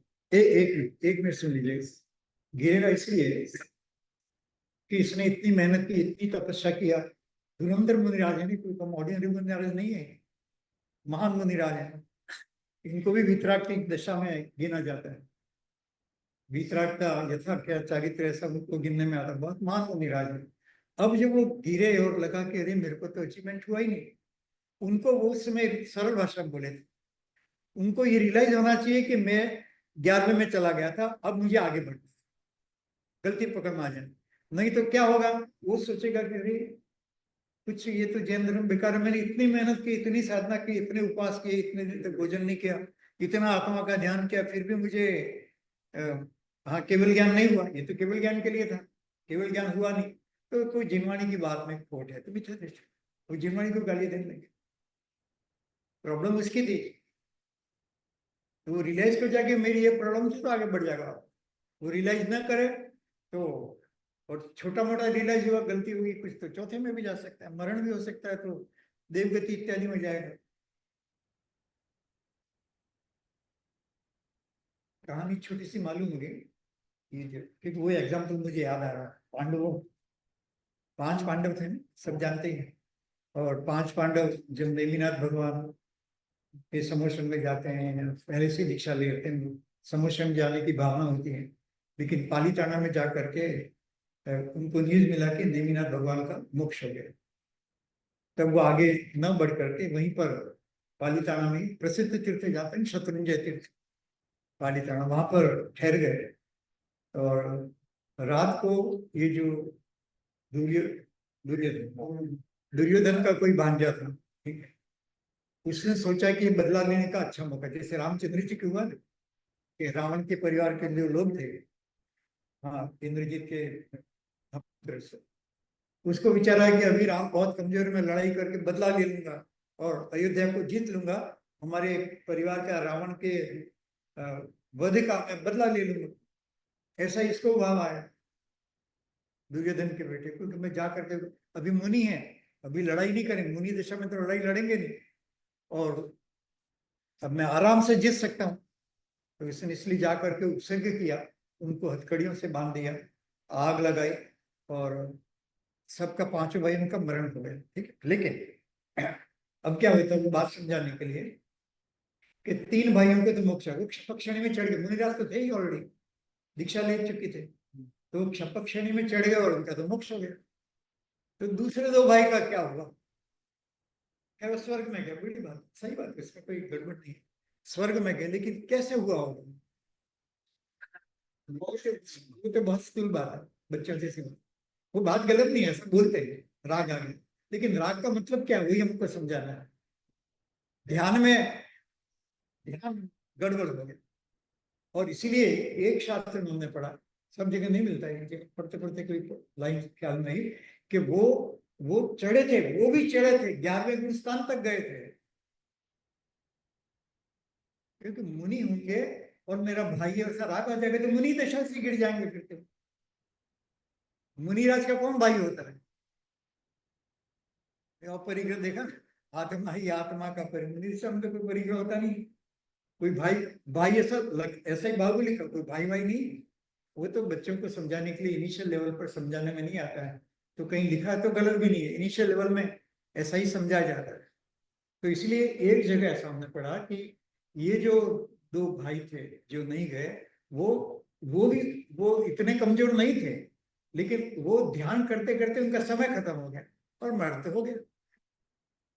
आयु तो सबकी पूरी हो गई, पांचों की, और इसलिए वो आगे उपशन श्रेणी में चढ़ ना करके, ये सॉरी, शपथ श्रेणी में चढ़े बिना उपशन श्रेणी में चढ़ गए, समय खत्म हो गया, इसलिए वो बहुत ऊंचे स्वर्ग में गए हैं और अगले गुण में मोक्ष में चले। बेचारे में ऐसा कुछ भी नहीं, मुनिराज तो बेचारे होते नहीं है, मुनिराज तो मुनिराज है। वो सिंह, सिंह तो तुलना करना अच्छा नहीं है, लेकिन वो शूरवीर है। मुनिराज को कमजोर व्यक्ति नहीं होते, कमजोर हो तो मुनि बनना नहीं चाहिए, पहले अपने को दृढ़ बनाए, व्रत करने के लिए आत्मा के ध्यान की पूरी तैयारी कीजिए, और फिर भरत चक्रवर्ती की तरह एक दिन निकले एक ही दिन में पूरी तैयारी के साथ, ये भी बताते हैं पूरी तैयारी के साथ तो जाना चाहिए। तो ये 11वें गुण स्थान में ऐसे केस होते हैं, लेकिन वो गिरता है तो यदि समझदार है तो वो फिर एकदम पहले गुण स्थान में नहीं जाएगा, पर किसी को हो सकता है धर्म से ही नफरत हो जाए कि मैंने इतना तपस्या किया, इतना सब कुछ किया, फिर भी मेरा काम सिद्ध नहीं हुआ, लोग फ्रस्ट्रेटेड हो जाते हैं। आप सब जानते हैं, कोई सुसाइड कर लेते हैं, कोई कमाने में फेल हो तो भी सुसाइड कर लेता है, कोई परीक्षा में फेल हो तो सुसाइड कर लेता है, कोई बहुत सारे मैरिज में फेल हो तो भी सुसाइड कर लेते हैं, ऐसा हो तो वो केसेस भी हैं, लेकिन संभालते हैं ऐसे केसेस ज्यादा है। तो ये एक पद्धति है, इसलिए इसको समझना जरूरी है, और इसीलिए भी समझना जरूरी है कि हमारे जीवन में कभी ऐसा हो जाए, ये संस्कार बना रहेगा और हम भी मुनि बन करके ध्यान कर रहे हैं, ऐसा समय आएगा तो गिरेंगे नहीं, और गिर गए तो संभल करके जाए। ज्ञान होगा तो संभलेगा, ज्ञान नहीं होगा तो संभल नहीं पाएगा, ठीक है, ज्ञान होगा तो संभल। और फिर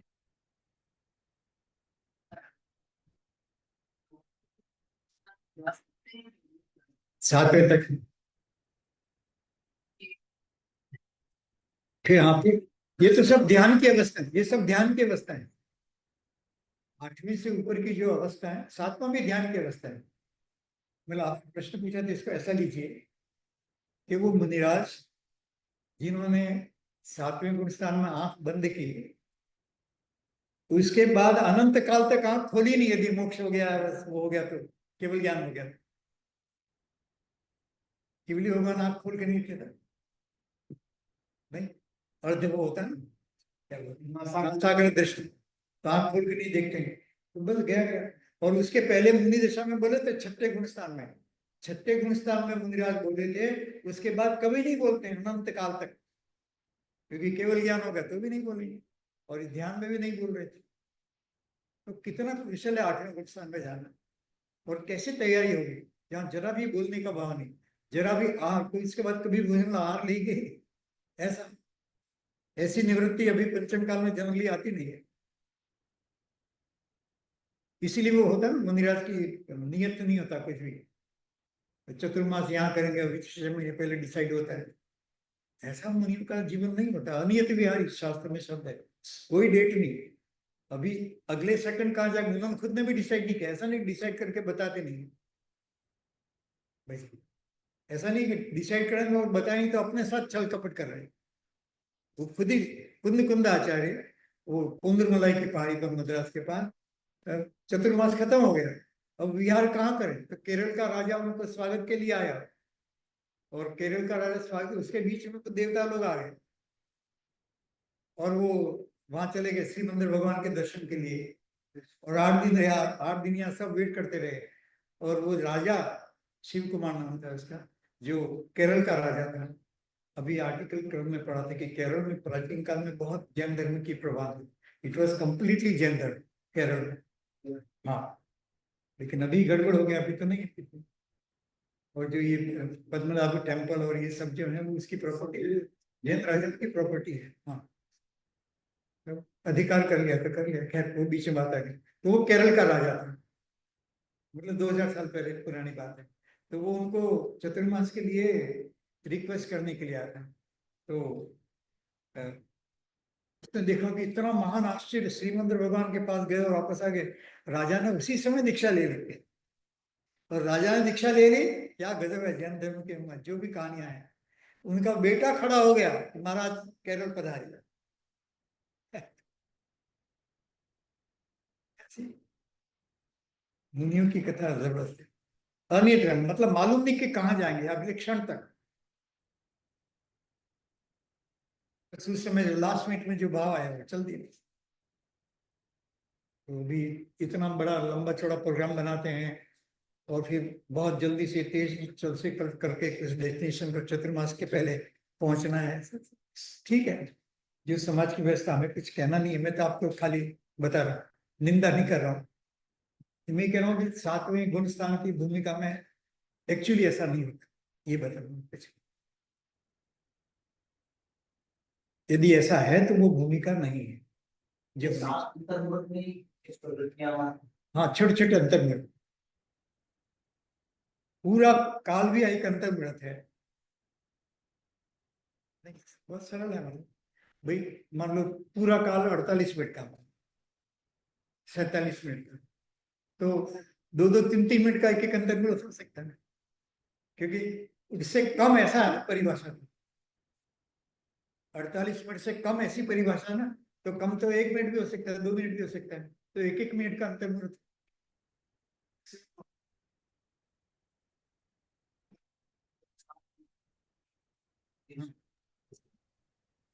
टोटल भी अंतर अंकल एक मिलता क्वेश्चन था।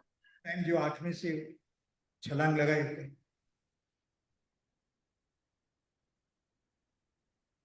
गिरने का प्रकार भी ऐसा, वापस ये सब कर्म खड़े होते हैं, और इस तरह से नीचे आएगा तो रिवर्स प्रोसेस में चौथे इसमें आएगा, और चौथे में नहीं टिक पाया तो चौथे से गिर करके तीव्रता से सब एक्टिव हो जाते, क्योंकि उपशम करके चल रहा था। ये शब्द आ रहा है ना बार बार, उपशम उपशम, क्षय करके नहीं चल रहा। कल अपन देखेंगे क्षय करके चलता है तो कभी वापस नहीं आता। भाई पानी में मैल नीचे बैठ गया तो मैल को तो कभी भी हिला तो वापस से एक्टिव हो जाए। तो वो भी स्वच्छता से आगे बढ़ रहा है, लेकिन वो पानी का, कथकली का एग्जाम्पल आता है 11वें गुण स्थान के लिए।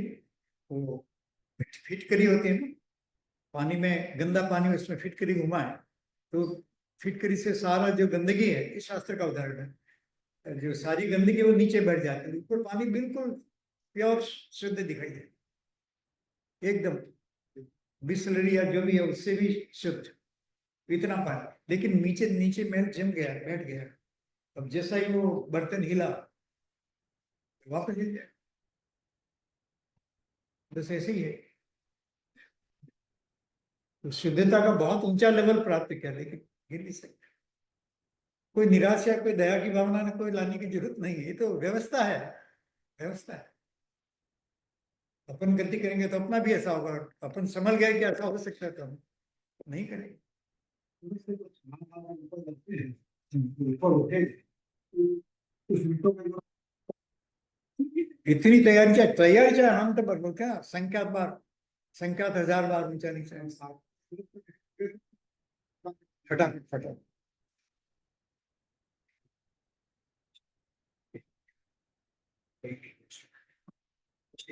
अच्छा अच्छा, नहीं नहीं, पहले भी होता है, बराबर आपके बात। महावीर भगवान ने दीक्षा ली 30 साल की उम्र, केवल ज्ञान हुआ 42 साल की थी, तो क्या किया 12 साल? यही प्रैक्टिस। छठे सातवें में झूलते झूलते 8वें में जाने की तैयारी कर रहे थे, तो उनको वो लेवल रीच करने में 12 साल लग गए। तो अपने को घबराने की जरूरत नहीं है, तुरंत हो जाए ऐसा कुछ नहीं है। 12 साल में ऋषभदेव भगवान 1000 साल लग गए दीक्षा लिया। भरत जी को उसी दिनों के उसी समय कुछ घंटों में हो गए। तो अपनी अपनी तैयारी है, इसीलिए वो भरत जी घर में ही वैरागी जो कथा है, वो घर में ही उसका कल बताया था कहानी कटोरी वाली, या शुभम बता कटोरी लेकर घूमते थे।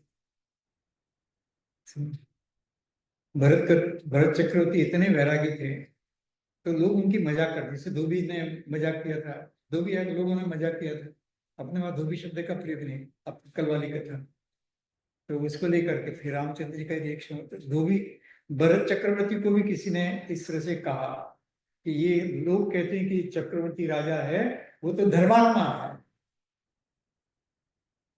लेकिन लगता नहीं है, तो महलों में रहता है, इतनी सारी रानियां, इतना वैभव है, तो ये कैसे धर्मात्मा हो सकता है? क्योंकि लोगों का कॉन्सेप्ट यही है कि धर्मात्मा मतलब सब कुछ छोड़ करके बैठ जाए, कोई धर्मात्मा, ऐसा कुछ नहीं होता है।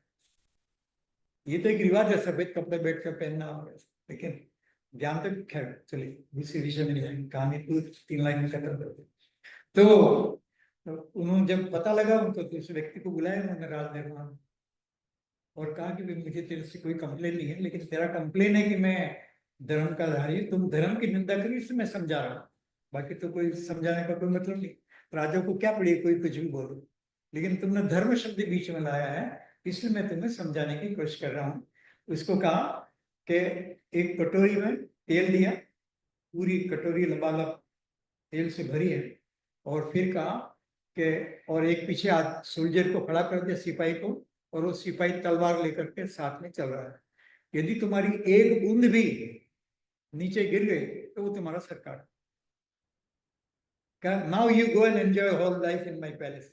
जो भी जीवन है राजा का, जो भोग करना हो करो, जो संपत्ति का एंजॉय करना करो। तो ठीक है, ये राजा क्या कहते, सब सब घूम लिया, रहना महल वहल सब रनिवास सब कुछ घूम करके आ गया। फिर पूछा कि तुमने क्या देखा, महल कैसे लगे, रनिवास कैसा लगा, ठीक है, धन कैसा लगा, अस्त्र शस्त्र कैसे लगे? समझ गया महाराज, मैंने तो कुछ नहीं देखा। कि क्यों नहीं देखा? क्योंकि मेरी दृष्टि तो उसी पर थी, तेल पर थी, एक बूंद गिर जाएगी तो मेरा गला कट जाएगा, इसलिए सब कुछ देखते हुए भी मैंने कुछ भी नहीं देखा। तो भरत राजा ने समझा कि ऐसे ही हमारी दृष्टि आत्मा पर है, कर्म बंध पर है, हम गलती जरा भी नहीं करना चाहते, नहीं तो कर्म बंद हो जाएगा, हमको भोग बढ़ जाएगा। तो कर्म बंध को काटने के लिए एक नया कर्म जरा भी ना बंधे, इस तरह की भावना बनती है। इसलिए दीक्षा ली। जो लगभग जो टाइम अपन जो स्टोरी से फिक्स करते हैं, 10-11 बजे तक तो दिन में वो राज्य का कुछ काम कर रहे थे, राजा का काम कर रहे थे। 11 बजे उनको लगा कि अरे मेरे को तो केवल ज्ञान लेना चाहिए, कहाँ बैठा हूं मैं, क्या कर रहा हूँ? तो निकल पड़े और जंगल में चले गए। राजा तो थे, पालकी लेकर लोगों ने उनको विदाई की, चले गए। कोई किसी से विदाई विदाई कुछ भी नहीं, चले पड़े। कहते हैं कि कह दिया था कि एक बेटे को राज्य दे देना। तो वो जंगल में चले जाकर के वो अपना जो दिगंबर प्रथा है, केश लूच कर, मतलब कपड़े फेंक दिए, फिर वस्त्र सब गहने वहने से उतार दिए, केश लूच किया, तो दिगंबर मुनि बन गए, और बन करके ध्यान कर दिया। ध्यान में बैठे थे, केवल ज्ञान लेके खड़े थे। समझ लीजिए 2-3 बजे तक उनको केवल ज्ञान हो गया, 4 बजे तक। और ऐसी कथा आती है इसमें कि ये बाहुबली का बेटा था, उसने सुना कि बड़े भाई में भाई का बेटा ही था, तो उसने कहा भगवान के दर्शन कर, सब धर्मात्मा परिवार, ये सब तीर्थंकरों के परिवार सब धर्मात्मा परिवार, कल लिया रामचंद्र जी के परिवार के ऐसा। ऋषभ देव का परिवार भी बहुत धर्मात्मा, कितने सब के सब लगभग मोक्ष में गए या जाएंगे। तो वो बाहुबली का बेटा निकला, तो जब तक वो पहुंचा, कहते हैं कि वो दूर था तो उसको पहुंचने में 4-5 घंटा लग गया, तब तक सुबह हो गई, और ये तो अर्ली मॉर्निंग में ही इनका मोक्ष हो गया। तो न आहार के लिए निकले, न कुछ ज्ञान किया, न कुछ भी नहीं। पहले से इतनी तैयारी कि ध्यान में बैठे ये शनि चढ़ गए पूरी तैयारी के साथ, इसलिए ये सब उपशम लगाए, वहां पर क्षय क्षय लगाए। अनंत अवस्था कुछ समय तक रही और मोक्ष में कुछ समय तक नहीं हुई। कुछ समय तक अरहंत दशा थी, इसलिए तो बाहुबली का बेटा सुनने के लिए भाव से गया। ऐसा ही पुराण में आता, सब पुराणों में अलग अलग तरह की कभी कभी स्टोरी आती है, मूल स्टोरी देखिए, लेकिन कभी कभी थोड़ा सा अलग अलग। तो ऐसा ये भरत राजा भी शपथ शनि चढ़े। ठीक है। हाँ, ओके। फिर प्रश्न हो तो पूछ लीजिए, स्तुति एक बार करके अंकल एक क्वेश्चन था।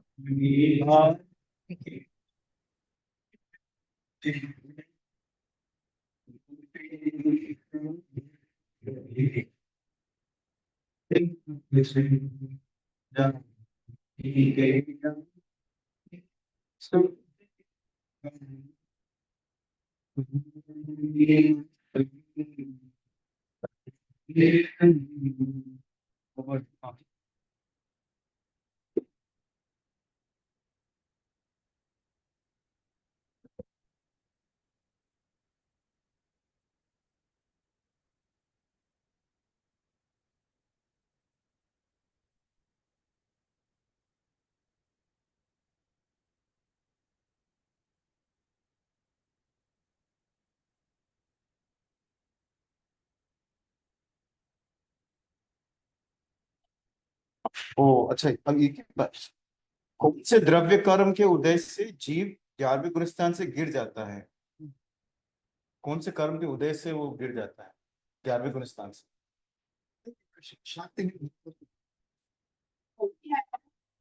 नहीं नहीं, ये जो 21 कर्म का जो था ना, वो उपशम की दशा चल रही थी चारित्र मुनि की। उसकी चारित्र मौनी की जो 21 है उसमें कैसा? weakness है, हाँ, weakness कितनी, उसका उछाल ही कमजोर है। कोई एक विशेष कर्म ऐसा नहीं, वो तो शांत है, सभी शांत है, 21 कर्म सब शांत है। किसी कर्म का उदय नहीं, उसका उदय है ही ऐसा विशेष कर्म कैसा हो सकता है? ऐसी योग्यता ही लोग का ऐसा तो नहीं है, पहले लोग आएगा ऐसा नहीं है, कोई भी कर्म नहीं नहीं, वो तो इसलिए बता नहीं, ये जगत में लिए नहीं टाइम गिरने के 12 बाद, प्रकार गिरने के बाद। नहीं नहीं, 12 प्रकार के। अच्छा अच्छा। 12 प्रकार का मतलब है कि पहले जैसे यहाँ नपुंसक बताया फिर दूसरे दूसरे कांस्टेंट है, फिर स्त्री वेद बताया दूसरे कांस्टेंट, ऐसा आप स्त्री वेद से स्टार्ट कीजिए और फिर दूसरे कर्मों में क्या होता है उसी तरह से आप नौ कषाय से स्टार्ट कीजिए, फिर क्रोध से स्टार्ट कीजिए और दूसरों को बाद में लाइए, परम्यूटेशन कॉम्बिनेशन, इस तरह से 12%। उसकी योग्यता ही होनहारी ऐसे थी, कोई विशेष कर्म तो क्या है कि चारित्र मुनि की जो 21 उदय का कुछ प्रश्न नहीं, वो उछाल का होने से अपने आप दो कारण से गिरता है, दो कारण से गिरता है। एक तो आयु कर्म का क्षय होना और दूसरा अंतर्मुख का समाप्त होना। अंतर्मुख में उसको कर लेना चाहिए था। आपने बताया था आयु कर्म उधर जब तक नहीं होता तब तक स्थान में नहीं, यहाँ 11 में जाने के बाद आता है शास्त्र में पता है, वो स्लाइड में पता नहीं मिस हो गया, दो लेके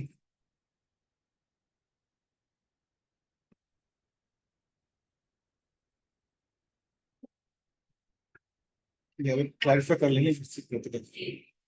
नहीं नहीं, क्लियर है वो तो। दिक्कत दो ही कारण से गिरता है, शास्त्र प्रमाण है, मैं शास्त्र की लाइन भेज दूंगा। ठीक है। दो ही कारण से गिरता है, एक तो आयु कर्म समाप्त हो जाता है, मरण हो जाता है, और दूसरा जो ड्यूरेशन है अंतर्मुख, उस अंतर्मुख को एक्सेप्ट कर लेना, लेस टाइम में उसको कर लेना चाहिए, नहीं करता है तो वो गिर जाए। दो ही कारण, और कोई कारण नहीं। वो और कर्म का उदय इसमें हुआ तो और दीजिए, अंतर्मुख समाप्त हो गया तो कर्म का उदय आ गया। किसका उदय आ गया? उपशांत कषाय कान, कषाय का उदय। वो गिरते साथ फिर से उछल उसकी योग्यता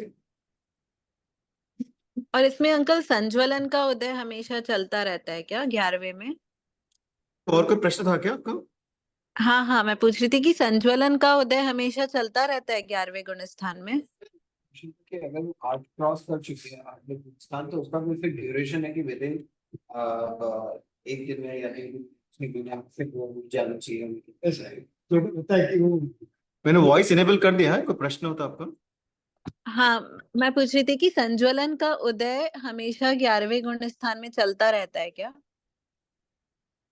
संतुलन कषाय का 3 कषाय चक्र संतुलन कषाय लोभ कषाय बाद में रहती है।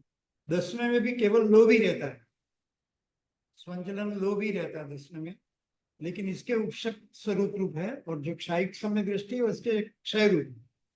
तो इसलिए वो 11वें में नहीं होती, 10वें तक की उसकी सीमा। अच्छा, तो जो इसमें 21 प्रकृति कही है उसमें से 4 जो नहीं है वो संज्वलन की 4 नहीं है ना? कहाँ पर किस गुण उपशम में 11वें गुण स्थान इस में। प्रकृति उपक्षय में 12 कषाय उपक्षय में होती 21 है। हाँ तो 12 तो वो हो गई और 9 कषाय। 12 कौन सी? हाँ, 12 मतलब अनंत अनुबंधी गया तो 16 में से 4 गए तो 12 प्रत्याख्यान गए। भाई हर एक के 4 भेद है ना। वो संतुलन की उपक्षम हो जाता है।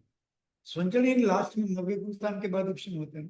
कृष्टीकरण के बाद स्वंजन का कृष्टीकरण 90 स्थान में शुरू हो गया और 10वें जाकर के लोभ है वो सूक्ष्म हो जाता है। तो जो 16 में से जो 4 हटाए थे वो अनंतानुबंधी वाले हटा दिए थे। दर्शन में खत्म हो गया वो पहले खत्म हो गया, संधि का मिथ्यात्व से संबंध है, इसलिए वो पूरा ही। पर यहाँ पर क्षय उपशम न होकर के विसंयोजन शब्द का प्रयोग किया था, तो इसके साथ जुड़ा हुआ था, इसलिए 4 को निकाल देते हैं तो इसलिए 12 बचेंगे। बाकी 12 बचे इंक्लूडिंग संचलन 12 बचे थे। 12 और 10वें में वो भी शांत हो जाता है, लोग भी। हाँ 10वें में संजुलन लोभ 10वें तक है, उसके बाद नहीं। और वो भी संजलन लोभ का संजन लोभ तो छठे में भी, सॉरी संजलन कषाय तो छठे 7वें में भी है, लेकिन 10वें गुण स्थान में जो कषाय शांत होते होते केवल लोभ का ही प्रकार है और वो भी सूक्ष्म, स्थूल बादर नहीं, सूक्ष्म बादर लोभ का 90 गुण स्थान में अभाव हो, सूक्ष्म लोभ रहता है। तो क्षपत क्षणी वाला उसको क्षय करके 12वें में जाता है, उपशम शनि वाला क्षय नहीं करके उपशम करके 11वें में चला। उपशम की धारा ही अलग है, वो सब उपशम उपशम करता है आगे बढ़ती है, और क्षपक की धारा अलग है, वो सब क्षपक मतलब क्षय क्षय करके आगे बढ़ती है।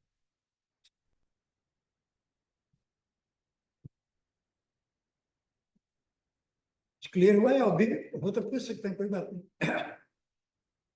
जहां नहीं तक अंकल, मेरी मैं आपको बताऊं। ठीक है अंकल, थैंक यू।